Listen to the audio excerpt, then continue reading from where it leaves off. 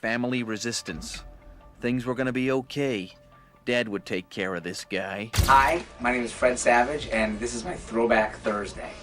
I don't remember the first scene I ever shot on The Wonder Years because I was so young. Well, then I guess I'll see you tomorrow. I'm afraid I won't be here tomorrow either. No. Yeah. What are you doing? What do you mean? What are you doing with Eric? Throughout the 1980s, television sitcom Wonder Years predominantly graced the screens of broadcast TV networks, reaching audiences of all demographics with their heartwarming and family-friendly content. However, beyond the laughter-filled episodes and feel-good storyline, the actors behind this iconic show led lives that were far from the idyllic worlds they portrayed on television.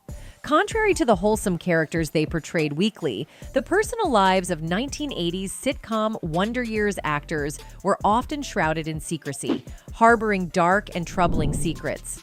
Fred Savage grew up in front of our eyes on the original Wonder Years, but now Fred's TV legacy is in question. These hidden aspects of their lives, whether unveiled in interviews, memoirs, legal proceedings, or arrests, painted a stark contrast to the sugar-coated, simplistic existence depicted on the small screen. Behind the scenes, the bright and sunny stars of these shows grappled with personal struggles and controversies, revealing a side of their lives that was anything but lighthearted. The wistfully nostalgic The Wonder Years looked back on life in the turbulent 1960s through the eyes of regular kid Kevin Arnold, as played by young actor Fred Savage. The hit series wrapped up a 5-year run in 1993, around the time that a crew member filed a lawsuit alleging the then teenage star of inappropriate behavior and SH. Monique Long alleged that Savage tried to touch her without consent, repeatedly asked her out, and begged her to be intimate with him. Long also reported that she sought help from Savage's TV dad, Dan Lauria, who allegedly told the 32-year-old customer to just give in to the 16-year-old Savage's advances. Savage was aggressive towards me. He would routinely curse at me, yell at me, demean me. The Wonder Years Weiss cast member Allie Mills believes that the show was canceled because of Long's lawsuit. They wanted to avoid a scandal or something, but it made them look guilty, Mills told Yahoo Entertainment. That also wasn't the only time Savage was accused of backstage impropriety, though. Youngju Huang, a customer on Savage's 2015 to 2016 sitcom The Grinder, filed suit, alleging that the actor built an extremely hostile work environment via aggressive behavior, intimidation, and constant use of profanities toward female employees. Huang additionally reported that Savage once hit her 3 times on the arm. When ABC remade The Wonder Years Dalser in the 2020s, Savage joined as an executive producer and episode director. In 2022, he was fired following an internal investigation over alleged misconduct. He hit my arm violently 3 times. I could not stop crying. I was in pain, I was humiliated, and I was scared. It was as Fred Savage was preparing to direct his 9th episode of ABC's reboot of The Wonder Years that a group of 6 women on the crew united to take action. Despite their fears about possible repercussions, in February they sent a complaint to Disney and subsequently spoke to an HR executive regarding their concerns about the former child star's conduct towards several women on the production. To their credit, I was contacted within hours, one of the group says. An investigation started immediately and he was barred from the set.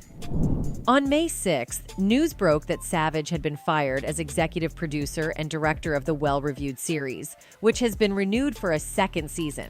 A spokesman for Disney's 20th television cited allegations of inappropriate conduct but did not elaborate. I probably shouldn't be telling this, but I don't care because it's so long ago and it's got to be over now. And days later, a Page 6 item reported that sources close to Savage said he was doing a lot of self-reflecting. Savage knows he can be an a-hole at times, the column said.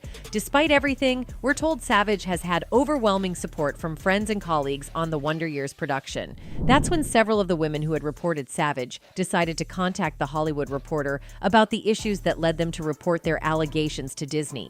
I and the other women feel that people need to know what the wrongdoing was, says one. She notes that Savage has withstood allegations before. In 1993, a customer on the original The Wonder Years sued Savage, then 16, for SH.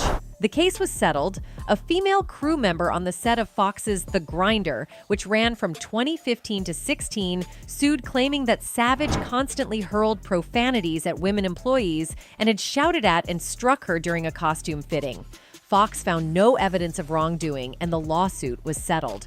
In both cases, Savage denied wrongdoing.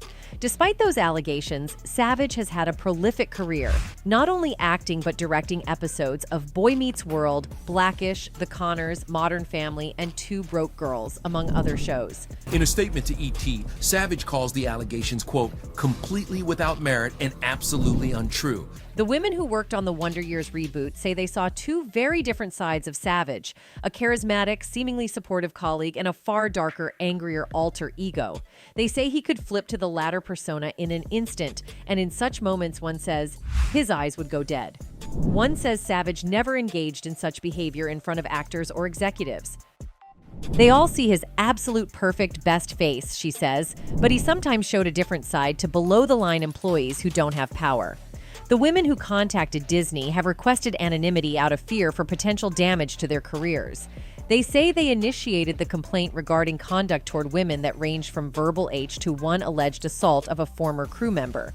In a statement, Savage tells the HR, "Since I was 6 years old, I have worked on hundreds of sets with thousands of people and have always strived to contribute to an inclusive, safe, and supportive work environment. It is devastating to learn that there are coworkers who feel I have fallen short of these goals. While there are some incidents being reported that absolutely did not and could not have happened, any one person who feels hurt or offended by my actions is one person too many. I will work to address and change any behavior that has negatively affected anyone, as nothing in this world is more important to me than being a supportive coworker, friend, husband, father, and person." One Wonder Years crew member who was not part of the group that complained to Disney says she had a very positive impression of Savage. He was not only an exceptionally competent director, but very charming and very friendly. She continues, "Fred is very social. He would invite crew to a bar or to a little house he was renting. She remembers those gatherings as so much fun. But then suddenly he was gone. It was so mysterious," she says. In the media, the narrative focused on Savage's alleged anger issues. But this crew member acknowledges she'd been uneasy about the strangeness of Savage's relationship with one much younger woman working on the crew. Nobody knew whether or not the Wonder Years was going to be renewed. And that's because of a completely ridiculous. This source wasn't the only one who had become concerned. Others say at one point the young woman moved into the house Savage occupied in the artsy Cabbagetown neighborhood of Atlanta, where the Wonder Years was filming. An associate says she shared that he was buying her gifts and talking about what they would do together in the future. The young woman in question has declined to speak to THR, but sources say she shared that she was sometimes fearful of him when he was angry. He was extremely controlling of her daily behaviors, says one associate who observed their interactions. He was manipulative and erratic. Another crew member says she tried to shield the younger woman from Savage, at which point he proceeded to verbally H me and belittle me. This woman says she found Savage scary because when he pulled me aside multiple times when he was verbally H me, his eyes would go dead. But then he flips a switch and he's Fred Savage. The crew members who had become uneasy observing the interaction between Savage and the young woman say that ultimately she seemed to be transformed by her interactions with Savage, no longer the bubbly person that she had been. It was primarily concern about the hold that Savage seemed to have on this far younger person that ultimately prompted several women to report him to Disney HR. But she wasn't the only one on the crew who attracted Savage's attention to the point that others noticed. One of the women who reported Savage says she saw his very blatant favoritism toward another crew member, a woman in her early 30s, and found it unsettling. "I've been in the industry a long time. I've never seen anything quite like this, and I've seen a lot," she says. The woman in question, who has worked in the industry for about a decade, tells THR that Savage befriended her over the course of months on the show. "We became acquaintances and friends," she says. "It was very platonic." He took her to dinner and offered expensive gifts that she declined. He met and charmed her parents. Knowing that she was an aspiring writer and comedian, she says, he made efforts to help with her career. He came to her shows. He paid her to co-write a public service announcement. She says she considered him to be like a brother or a cousin. At one point, she went through a bad breakup. He was aware of it. I was very vulnerable, she says. You're on set 16 hours a day. I told him everything. Then she was abruptly fired, though she does not believe that was at Savage's direction. I was given no prior warning or cause, she says. I texted Fred. He was ecstatic. He was, "This is the beginning of your career. You're going to move to LA." Though she was no longer working on the show, one night in early December 2021, she was invited to join the group at 97 Astoria, a bar near Savage's house with an outdoor space where the crew often gathered. He was buying shots for everyone, she says. At one point, she went to the restroom. As she was walking out of the stall, Savage entered. I started laughing like, "What are you doing? This is a women's bathroom," she says. She says he approached her with just like dead eyes and pushed her against a wall. I said, "Please don't do this." I meant ruining the friendship. I was pleading, not from fear so much, but this was no going back. At that point, she says, he put his mouth on mine very forcefully. He went for the top of my pants. I brushed him away. Then he put his mouth on mine again, grabbed my hand, and pulled it on his groin area. I was pulling back. He stopped very angrily. I shoulder-checked him so I could get out. They both returned to the outdoor area, and Savage quickly left with the younger crew member who had also absorbed so much of his attention. But she says he texted her that night, asking her to come to his house right away. To remain neutral, I laughed it off like, haha, no, have a good night, because I was honestly scared of him for the first time, she says. He continued to text and call for a couple of weeks, she says, asking to meet. One time he just sent the word tonight, she says. Then there was silence for a few weeks, and then a voicemail that she shared with THR. It's your old friend Fred, he said. We worked together for a while, and then we didn't. And then I was a huge and I'm really sorry. And I've kind of owed you an apology for a minute here. And so the truth is, I really like you, and I really want to be friends, and I'm so sorry that I f***ed that up. She says she did not respond. Several women who reported Savage to Disney HR say concern for the younger crew member was the primary motivator for reporting his conduct to Disney, but they expressed disappointment in someone who has presented himself as an ally for women who wanted to promote their career advancement. These men in charge know what the public is looking for, and they know what words to use, says one. We all felt supported by Fred. We truly thought he supported women. He told us he supported women, but this kind of support isn't real. Subsequently, Fred Savage faced another blow to his career as he was fired from the ABC revival of The Wonder Years following allegations of inappropriate behavior. A spokesperson for 20th Television addressed the issue in a statement obtained by EW, stating, "Recently we were made aware of allegations of inappropriate conduct by Fred Savage, and as is policy, an investigation was launched." The statement continued, upon its completion, the decision was made to terminate his employment as an executive producer and director of The Wonder Years. This marked another chapter in Savage's professional life that was marred by accusations, leading to the severance of his ties with the show. The 45-year-old has dealt with past allegations on set before, but in a dramatic turn of events, Fred is out of The Wonder Years reboot. However, Fred categorically denied all the allegations surrounding his misconduct. In a statement, Savage told the Post that he finds it devastating that some individuals believe his goal of an inclusive, safe, and supportive work environment fell short. Since I was 6 years old, I have worked on hundreds of sets with thousands of people and have always strived to contribute to an inclusive, safe, and supportive work environment. It is devastating to learn that there are co-workers who feel I have fallen short of these goals, the married father of 3 said. While there are some incidents being reported that absolutely did not and could not have happened, any one person who feels hurt or offended by my actions is one person too many. I will work to address and change any behavior that has negatively affected anyone, as nothing in this world is more important to me than being a supportive coworker, friend, husband, father, and person. The Wonder Years debuted after the Super Bowl in 1988 and quickly became a certified hit. Unlike many classic sitcoms, the show has maintained a positive reputation by today's standards, a remarkable remarkable achievement given that it predominantly explored the late 1960s, a tumultuous period in the United States.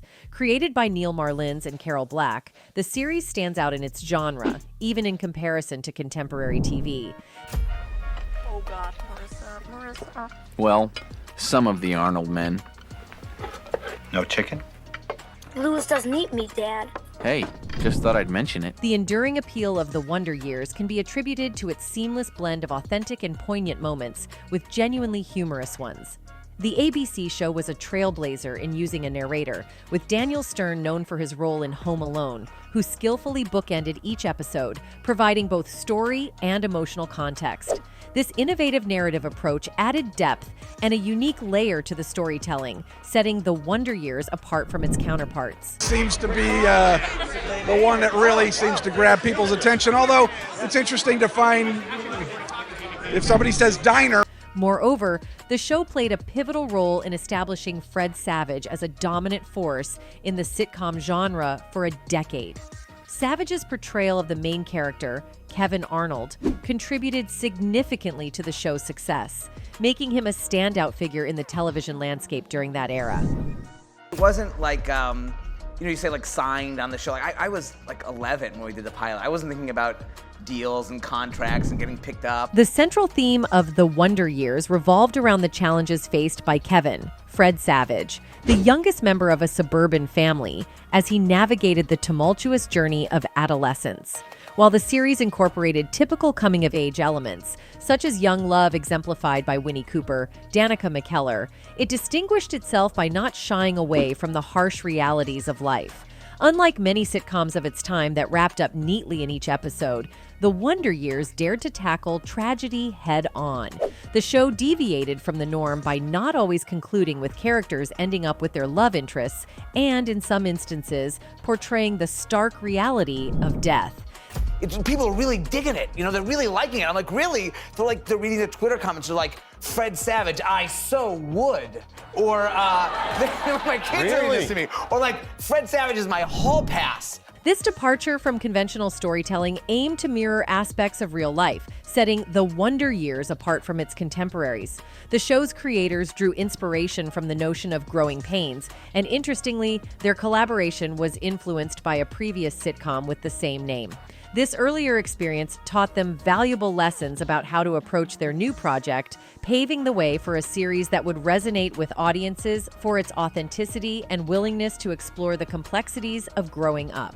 We had done a television series, Growing Pains, and I think we learned a great deal from it, Neil Marlins said of his co-creator Carol Black in an interview with Rolling Stone. We had what was called an overall deal at New World Television, so we were basically paid to sit there and think of projects that we wanted to do. Delving into the emotional depths of their own experiences, Neil and Carol found the inspiration for their show through a profound exploration of their personal coming-of-age journeys. Their creative impetus emerged from a realization of the challenges they faced as children. Neil explained, "I think the impetus came from our personal experience of coming of age in a period marked by significant turmoil in the world. Yet the experience of being a middle-class suburban kid wasn't drastically different from what it was 5 or 10 years earlier. It was just that, as you grew older, the implications of world events got closer and closer to home, stirring things up in a way that felt incredibly interesting." Having captured their vision, the duo crafted the pilot and then took their creation to the office of executive John Feltheimer. With confidence in their work, they declared, "We've written this pilot and we believe it can work as a series. How should we sell it?" ABC, with whom they had a previous working relationship due to a series they had developed earlier, swiftly embraced the opportunity. In a somewhat serendipitous turn, ABC became the sole network to express interest, solidifying their commitment to bringing the unique narrative of the Wonder Years to television audiences. I was like, fantastic. They're mostly from men. But Okay. All right. I'll take it. While the concept of the show was solid, and more importantly, the execution of the idea in the script was superb, Neil and Carol knew that its success landed on the shoulders of the young lead. Luckily, they had access to Fred Savage. The two co-creators had seen the virtually unknown star in a movie called Vice Versa and fell in love with him. While Fred's Chicago-based parents were reluctant to allow their kid to star in his very own LA sitcom, they fell in love with the script once they read it. The same reason why The Wonder Years was created ultimately was why millions of viewers fell in love with it. The brilliance of Neil and Carol's show, the original concept, was the ability of setting the very small stories of a 12-year-old living in the suburbs and setting it against these gigantic world events, not to mention the third dimension, which is the narrator seeing it from all these years later with an idea of how all these events turned out. Bob Brush, who was an executive producer and a writer on the show, said to Rolling Stone, "Using a narrator could have easily felt gimmicky. After all, so many shows who have copied the formula from The Wonder Years just couldn't pull it off." And yet Neil and Carol's show found a way to do it right. The choice gave a dimension to the coming-of-age story that it otherwise wouldn't have had. And that's the idea that our experience growing up has a weight and value of its own, despite all of the seemingly insurmountable darkness going on in the larger world. And it was very seamless for us also. I mean, the writing was still so wonderful, and I think that we want to know what's it going to be like. However, Fred's misconduct in the workplace was evident to everyone. Not only did Wonder Years experience a decline due to his inappropriate behavior, but other shows also suffered the consequences of his actions. Later that year, Savage faced accusations from another crew member on the set of his Fox sitcom, The Grinder, in which he co-starred with Rob Lowe. A lawsuit filed by former employee Youngju Hwang asserted that Savage had a reputation for tormenting female crew members and alleged an incident where he violently struck her arm while she was removing dandruff from his suit. Hwang claimed that numerous complaints had been made about Savage over the years, and the networks employing him continued to support him. During a taping of an episode, I was attempting to brush off dandruff off Mr. Savage's jacket. Mr. Savage snapped. The legal filing stated that Savage was known for intimidating, bullying, and tormenting female crew members during their job duties, using phrases such as, "I'm not a dog," "Quit F following me," "Don't ever even look at me anymore," and "Get the F away from me." Savage and Fox promptly denied the allegations. Although Hwang later withdrew her claims of assault and battery, the lawsuit was ultimately dismissed by a judge. The reasoning behind the dismissal was that Hwang failed to establish a case of discrimination, or H, based on her gender. The judge's decision, dated August 29th, stated, "Plaintiff has alleged that Savage engaged in a number of bad acts, but none of the acts alleged appear to be related to gender." Though plaintiff notes Savage was aggressive and volatile toward women, she neither alleges that such aggression and volatility was due to their gender, nor that Savage was not equally aggressive and volatile toward male crew members. Fred's misconduct, not only with the female co-actors, but also with the males, caused him a massive downfall. One of the people wrote on the internet, "In these ever-changing times, no one can be perceived the way they used to be seen. Got to constantly look beyond the character and the name. None is above reproach, rich or poor." Another one added, "He always seemed like a nice guy, but something was douchey about him. I was right. He totally skeeves me out." That's it for today. See you in the next video. Until then, goodbye.